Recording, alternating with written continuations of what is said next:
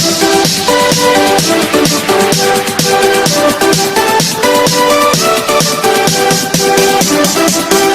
My YouTube channel. तो सबसे पहले आप सबका मेरे इस यूट्यूब चैनल में स्वागत है। एक बार फिर हम आज डिस्कस करने वाले हैं किंगडम प्रतिष्ठा, और किंगडम प्रतिष्ठा का नेक्स्ट टॉपिक डिस्कस करेंगे। इस टॉपिक का नाम है स्लाइम मोल्ड।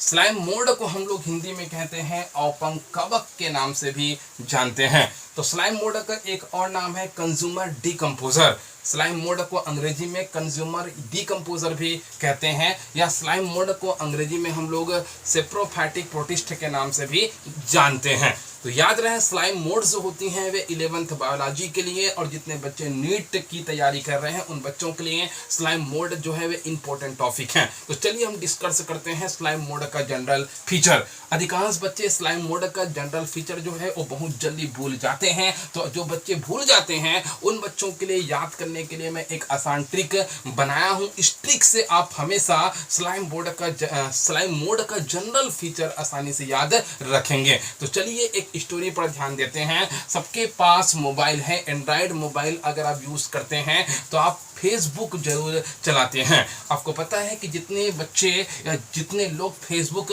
चलाते हैं वे कभी कभी अपने फेसबुक में फेसबुक स्टेटस अपलोड कर लेते हैं। अधिकांश जब फेसबुक स्टेटस को जब देखते हैं तो अगर उनका फेसबुक स्टेटस अच्छा है तो लोग उनके फेसबुक आईडी पर कमेंट्स भेजते हैं।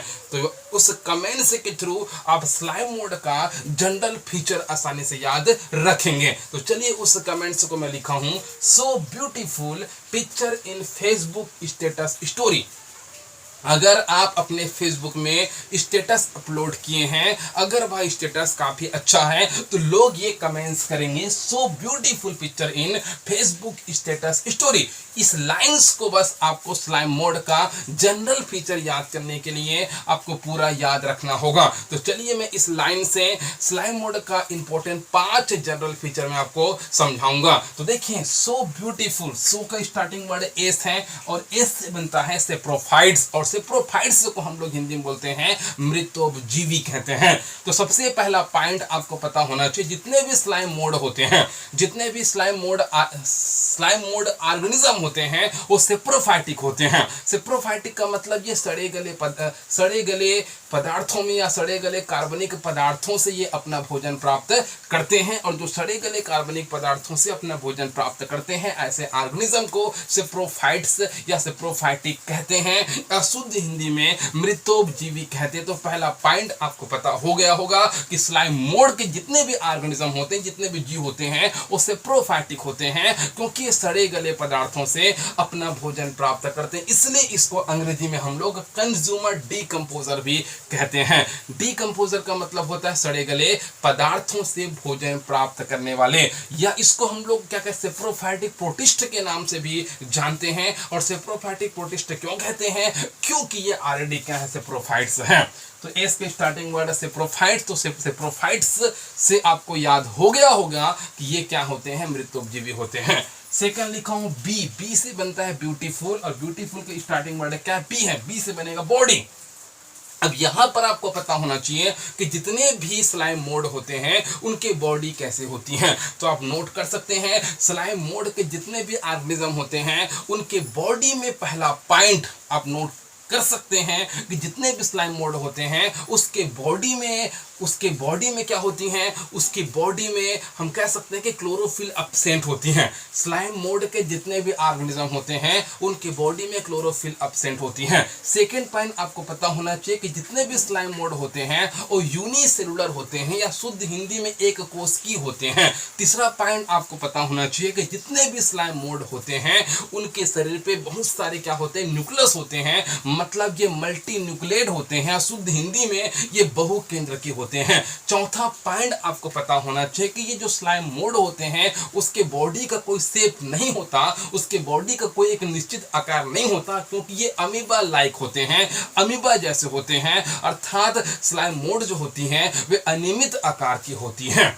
उसके बाद ब्यूटीफुल के स्टार्टिंग वर्ड बी था, फिर मैं लिखूं पिक्चर, पिक्चर के स्टार्टिंग वर्ड यहाँ पर क्या है, पी है, और पी से वर्ड आता है प्लाज्मोडियम। यहाँ पर नीट में इंपॉर्टेंट क्वेश्चन पूछा गया है कि प्लाज्मोडियम का फॉर्मेशन कैसे होता है। तो देखिए, मान लो जाए ये है स्लाइम मोड। मैं आपको बता चुका हूं स्लाइम मोड में कोई प्रोटेक्शन लेयर नहीं होती। कई बार ये एग्जाम में पूछा भी गया है कि स्लाइम मोड में सेल वॉल प्रेजेंट होती हैं कि एब्सेंट होती हैं, तो उसका आंसर होगा स्लाइम मोड के स्टार्टिंग स्टेज में अगर इनकी बॉडी को देखा जाए तो शुरुआत में स्लाइम मोड में कभी भी प्रोटेक्शन लेयर नहीं होती, मतलब इनमें क्या होती, सेल वॉल एब्सेंट होती है। लेकिन आपको पता होगा कि जब स्लाइम मोड का जब रिप्रोडक्शन का समय आता है, स्लाइम मोड को जब फेवरेबल कंडीशन मिलती हैं, जब स्लाइम मोड को रिप्रोडक्शन के लिए जब अनुकूल वातावरण मिलती है, तो इनके जो न्यूक्लियस जो होते हैं सेल डिवीजन के थ्रू क्या होते हैं, डिवाइड होकर बहुत सारे न्यूक्लियस में कन्वर्ट हो जाते हैं। और इस बहुत सारे जब न्यूक्लियस में कन्वर्ट हो जाते हैं तब इसको हम लोग क्या कहते हैं, मल्टी न्यूक्लियेट कहते हैं अर्थात, और इसको हम लोग क्या कहते हैं, कॉलोनी कहते हैं। याद रहे, बहुत सारे न्यूक्लियस में जब डिवाइड होती हैं तब इसको हम लोग क्या कहते हैं, कॉलोनी कहते हैं। इसी कॉलोनी को एक साथ हम लोग प्लाज्मोडियम के नाम से भी जानते हैं। अब ये प्लाज्मोडियम बन चुका है, तो याद रहे इस जब इनमें सेल डिवीजन की प्रोसेस होती है तो इनके न्यूक्लियस के चारों तरफ एक प्रोटेक्शन लेयर होती है, उसको सेल वॉल कहते हैं। नीट में क्वेश्चन आया था कि इनमें सेल वॉल प्रेजेंट है कि एब्सेंट है, तो याद रहे जितने भी स्लाइम मोड होते हैं उनमें सेल वॉल क्या होती हैं, एब्सेंट होती हैं। लेकिन जब इनको फेवरेबल कंडीशन मिलती है, जब इनकी न्यूक्लियस जब डिवाइड होती हैं तो न्यूक्लियस के चारों तरफ जो प्रोटेक्शन लेयर बनती है उसको सेल वॉल कहते हैं। मतलब इसमें सेल वॉल बाद में बन रहा है।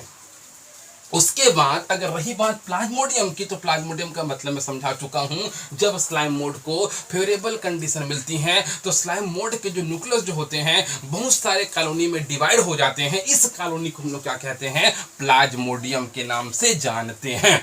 फिर फेसबुक, इनको मैं क्या देखो, सो ब्यूटीफुल पिक्चर यहां तक तो हो चुका है, इनको मैं मैच करने के लिए लिखा हूं। फिर मैं लिखा हूं फेसबुक।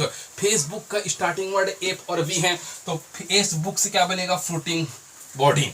अब ये फ्रूटिंग बॉडी किसे कहते हैं ये भी बच्चे पता नहीं कर पाते, तो याद रहे देखो फेवरेबल कंडीशन में क्या बना, प्लाज्मोडियम बना। लेकिन जब अनफेवरेबल कंडीशन आती, जब अनुकूल वातावरण उसको नहीं मिल पाता, तो अनफेवरेबल कंडीशन में ये जो प्लाज्मोडियम जो होती हैं एक ट्यूब लाइक स्ट्रक्चर में, देखिए ये जो प्लाज्मोडियम जो होती है ट्यूब लाइक स्ट्रक्चर में कन्वर्ट हो जाती हैं, जिसको हम लोग क्या कहते हैं, फ्रूटिंग बॉडी। एफ बी मतलब फ्रूटिंग बॉडी के नाम से जानते हैं। और इसके टिप में देखो, इससे बनता है स्पोर, इसके टिप में बहुत सारे फुली हुई संरचना आपको दिखाई देगा, इसको हम लोग बोलते हैं स्पोर कहते हैं। मतलब यहाँ पर स्पोर फॉर्मेशन हो चुका है।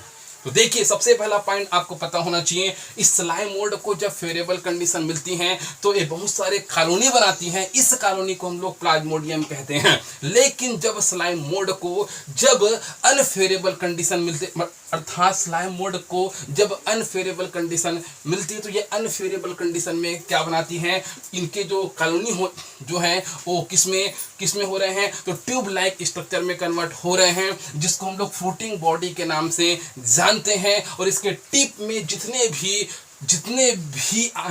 भी जो फुली हुई संरचना बनती है उसको स्पोर कहते हैं। और याद रहे स्पोर जो होती हैं वो बहुत दिनों तक क्या रहती हैं, जिंदा रहती हैं। स्पोर बहुत दिनों तक जिंदा क्यों रहती हैं, क्योंकि इसमें रेसिस्टेंट मतलब इसमें प्रतिरोधक क्षमता बहुत ज़्यादा डेवलप होती है। अब प्रतिरोधक क्षमता ज़्यादा डेवलप क्यों होती है, क्योंकि ये अनफेवरेबल कंडीशन में क्या हो रहे हैं, डेवलप हो रहे हैं।